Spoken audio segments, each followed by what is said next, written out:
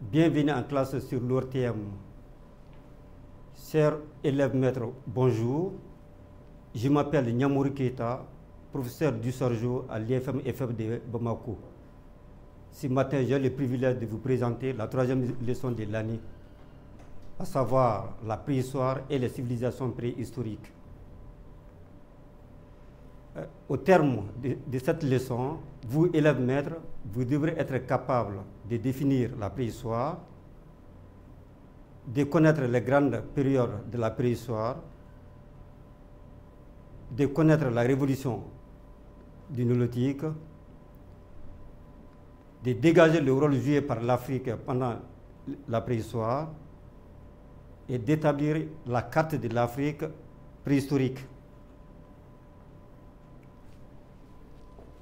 Comme matériel, nous avons voulu présenter à la fin de chaque petit sous-groupe, de chaque niveau des paléolithiques, nous avons présenté les images des outils utilisés par différents groupes.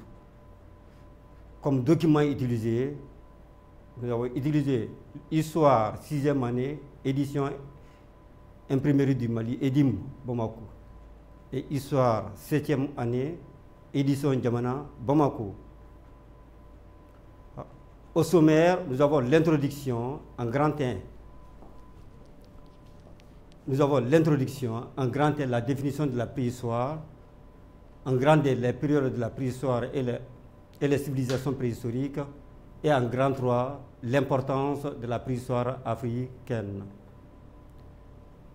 Étudier l'Afrique et les origines de l'homme revient à étudier la préhistoire africaine.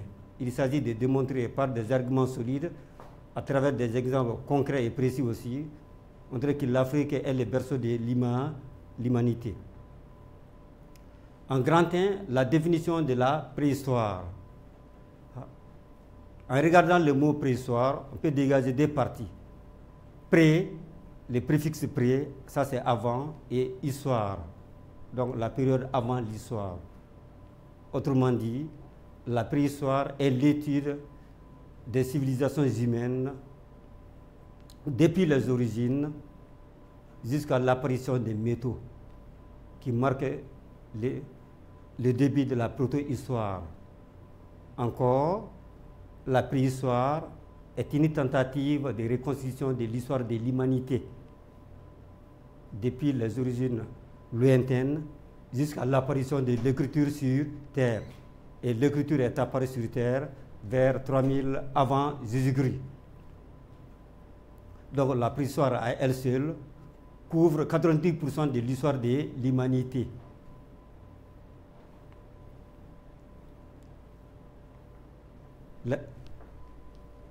Les grandes périodes de la préhistoire sont les paléolithiques, les néolithiques et l'âge des métaux. Les grandes périodes de la préhistoire sont les paléolithiques, les néolithiques et l'âge des métaux. Les paléolithiques, du grec paléo, ancien, et lithos, pierre, ou encore âge de la pierre taillée.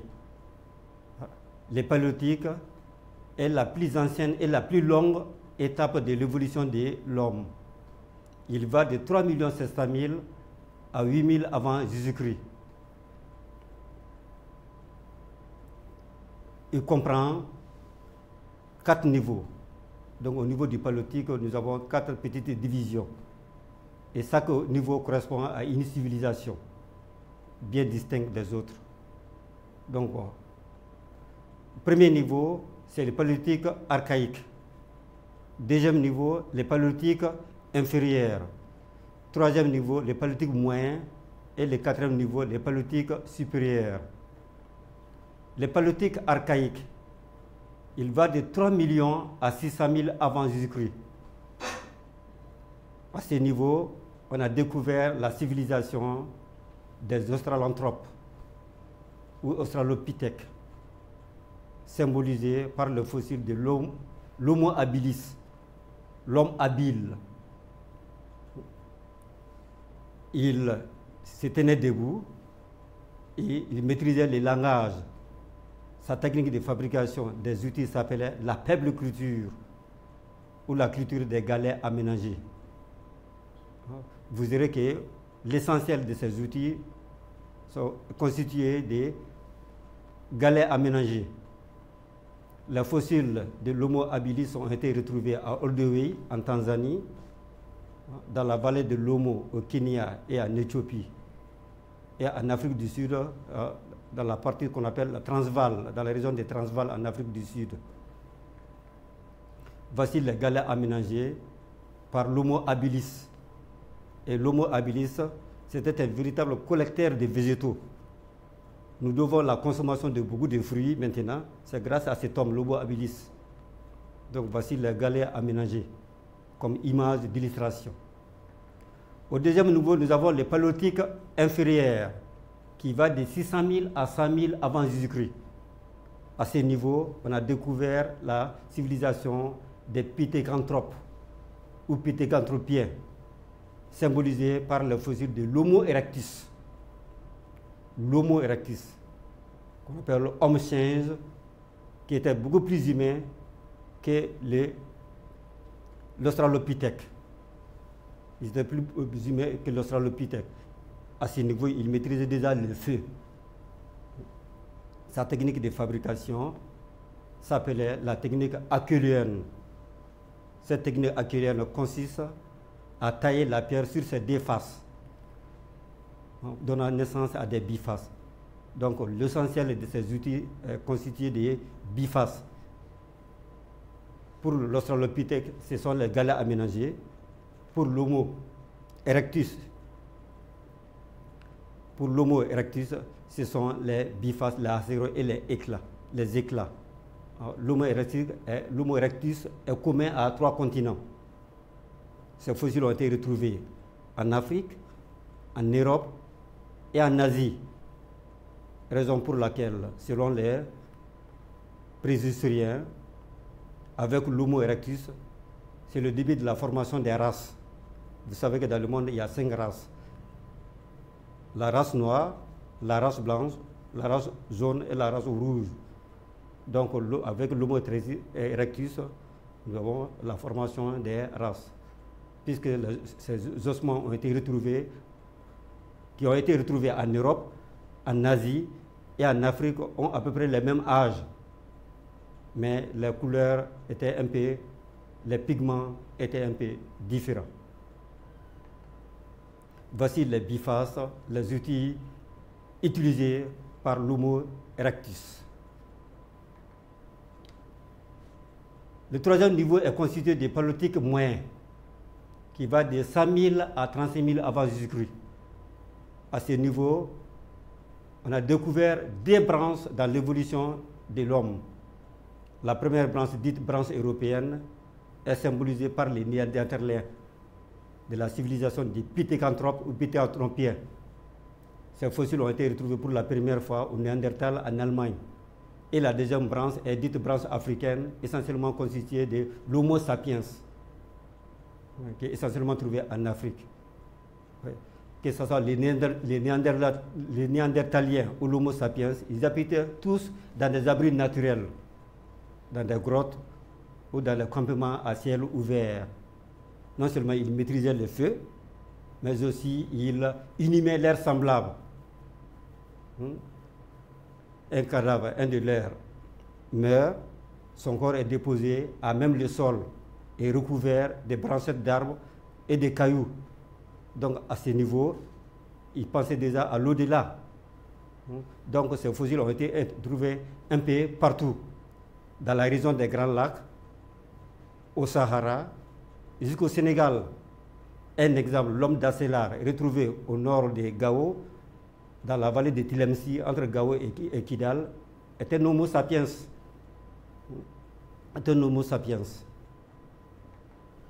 Voici la pointe. Une pointe est un instrument utilisé par l'Homo sapiens. Le 4e niveau est symbolisé par l'Homo sapiens sapiens. Donc ici, on appelle les paléolithiques supérieurs, qui va de 35 000 à 8 000 avant Jésus-Christ. Comme je vous ai dit tout de suite là, à ce niveau, on a découvert la civilisation de l'Homo sapiens sapiens, homme actuel ou homme moderne. Hein, sa technique de fabrication s'appelle l'industrie leptolytique, pierre légère. Ces outils étaient essentiellement composés des lames, des harpons, des pointes, des perçoirs. Sa dispersion a été assez grande. Donc les fossiles de l'Homo sapiens sapiens ont été retrouvés un peu partout. En Europe, surtout à Grimaldi en Allemagne, en Ukraine, dans les Balkans, en Égypte, dans la région des Grands Lacs, dans les Sahara, jusqu'au niveau du Sénégal. Voici les outils utilisés par l'Homo sapiens sapiens, qui va de burin, de perçoir et harpon. Les techniques sont beaucoup plus améliorées. Mais les harpons, ça c'est pour chasser les animaux ou bien les poissons. Les burins, c'était pour couper d'autres matériels. L'énolothique, la deuxième période de la préhistoire, ça c'est l'énolothique, du grec néo, qui veut dire nouveau, et lithos pierre, ou âge de la pierre polie. Selon les régions du monde, il a duré de 8000 à 1000 avant Jésus-Christ. Et on parle ici de la révolution du néolithique. La révolution du néolithique, c'est le passage d'une économie de prédateurs à une économie de producteurs par la domestication des animaux, la création des villages, la naissance de l'agriculture. Donc, durant tout le paléolithique, l'homme vivait de la pêche, de la chasse et de la cueillette. Mais c'est au cours du néolithique qu'il a appris à cultiver du riz, du fonio, du manioc, de la patate, etc., etc. Et à élever des animaux, d'où à produire. Ce fut un grand changement dans la vie de l'homme. L'outillage devient l'affaire des artisans, l'art et la culture naissent. Les échanges commerciaux sont dominés par les trocs. Et il s'est développé aussi un peu partout. Donc, tous ces changements techniques et économiques intervenus dans la vie de l'homme constituent en soi une grande révolution. Raison pour laquelle les paléontologues et les préhistoriens anglais, Gordon Childe, parlent pour la première fois de la révolution du néolithique. L'homme a changé de statut, de prédateur, il est devenu producteur. Donc il va se sédentariser davantage avec la création des villages. Et la création des villages aussi va permettre le développement de l'agriculture. Ainsi de suite. Les Sahara au néolithique. Actuellement, les Sahara est un milieu hostile, difficile à y vivre. Mais durant tous les paléolithiques, jusqu'à vers la fin du néolithique, les Sahara n'étaient pas un désert. Les pluies tombaient abondamment, la végétation était luxuriante, composée de forêts denses par endroits, de la savane arborée et de la savane arbustive. Il y avait beaucoup d'animaux sauvages, beaucoup de reptiles, beaucoup d'oiseaux. Les habitants étaient des agriculteurs parce qu'il pleuvait abondamment. C'était aussi des commerçants, des éleveurs et des artisans. Mais vers la fin du néolithique, vers le 3000 avant Jésus-Christ, les Sahara a commencé à se dessécher. Manque de pluie, les arbres ont commencé à mourir, à disparaître.